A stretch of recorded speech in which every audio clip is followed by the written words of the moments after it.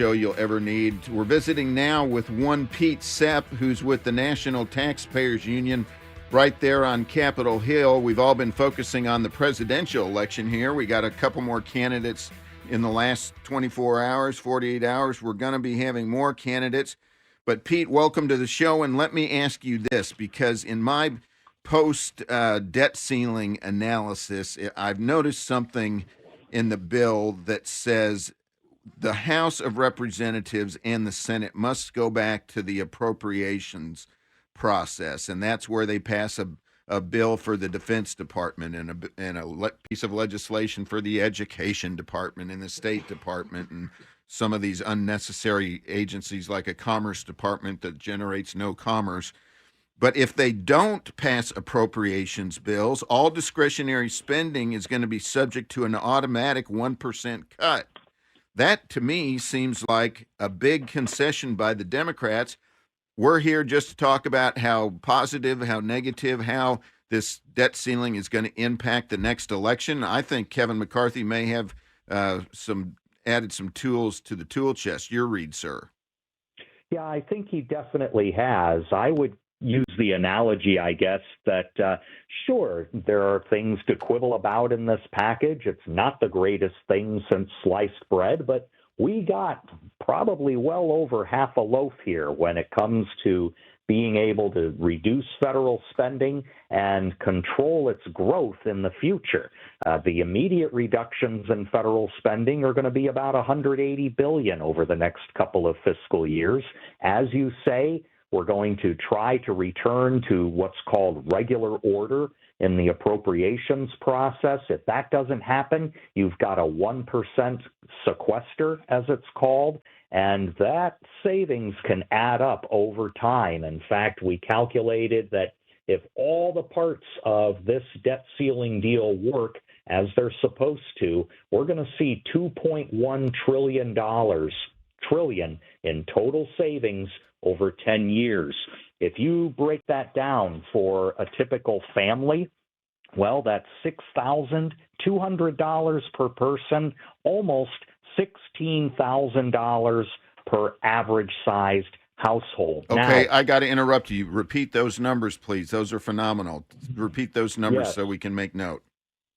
$6,200 per person, $15,800 per household based on average household size.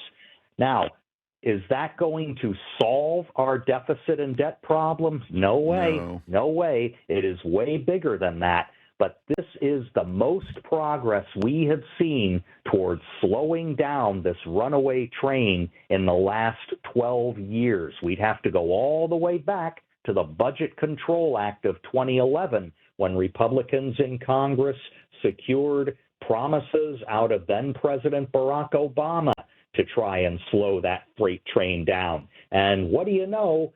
$2.1 trillion was the magic savings number from that bill back in 2011. So Speaker McCarthy and his fellow Republicans have managed to pull off as big a feat in trying to pull back federal spending as Republicans in Congress did 12 years ago. I think that deserves at least one cheer, one hip, hip hooray. All right, let me take the opposing viewpoint. I feel like what we're doing here is we're sitting in a boat, we're sinking, and we're bailing water with a spoon. We don't even have a bucket. You talked about, Pete, $180 billion in reduced spending over 2 years. I'm going to take issue with that. Are we really reducing spending, or are we just reducing the growth of spending? Now, this is a genuine reduction in the part of the budget called discretionary spending. So we are actually taking a bite out of it. Now, the overall federal budget is going to continue to grow. Why is that? Because there are other parts of the budget besides discretionary spending. There's all the Social Security and Medicare spending. There's other benefit spending. There's interest on the national debt, which is getting way worse and is about to climb dramatically over the next 2 years. Why? Because of rising interest rates. And we've got a lot of federal debt that's going to be refinanced very soon. These are the things, these are the reasons why I'm not giving 3 cheers to this package. We've got a lot of work ahead of us. Does Biden, Pete, know the difference in the deficit and the debt? Because he talks about these things as if they are interchangeable and that he has reduced all this. I'm calling BS on that, and I wonder what you think about it. Yeah, we have to. Plus the fact that he doesn't know the difference between what's causing the debt and what isn't. What's really causing it is overspending, not necessarily a lack of revenue. When you look at all the projections by the Congressional Budget Office, this is the neutral scorekeeper that Congress relies on. Both parties in Congress rely on to get honest numbers about where the federal budget is headed. You'll see that federal spending as a share of our economy is going to increase twice as fast, almost 3 times as fast, depending on what year you're looking at, than revenues will. The problem is federal spending. Revenues are going up. Federal spending is just going up faster. This debt ceiling deal will help to bend that curve somewhat, but again, we've got many more tasks ahead of us if we want to get that curve completely under control. Well, and looking at the annual budgets is one thing, but you look at that $32 trillion in debt, and you think there is going to be a point, and I ask every guest that we have on here about where this point is. Where is the point where the nation cannot survive, where we can't pay Social Security, Medicare, where we can't pay our bills at all, no matter how much a debt ceiling is raised? Is it 35 trillion debt? Is it 40 trillion debt? Is it 50 trillion debt? What point are we doomed? Well, first, I think the best measure is as a percentage of our overall economy. In other words, how much of our gross domestic product is our borrowing right now? It's currently hovering above 100%. Many countries in the developing world and a few in the developed world have gotten into serious fiscal trouble and serious economic trouble when they hit about the 130 to 150% of GDP range. Does that mean we have a lot of breathing room? No, because the problems with Social Security, Medicare, and federal benefit programs are getting worse and worse. And I'm not talking about gradually, I'm talking exponentially. Social Security will become insolvent by the year 2033, 10 years from now. What that means is, no, it's not completely bankrupt. It just means that there will be an immediate cut in benefits or an immediate tax increase to fund the program of about 25%. Now, that is something that the American people cannot shoulder. At the same time, Medicare will have been already well into bankruptcy, 5 years into bankruptcy under the Part A portion of Medicare. We will see exponential growth in interest on the national debt, which I just mentioned. So we could very easily reach that 130, 150% tipping point, especially if the economy goes into a recession.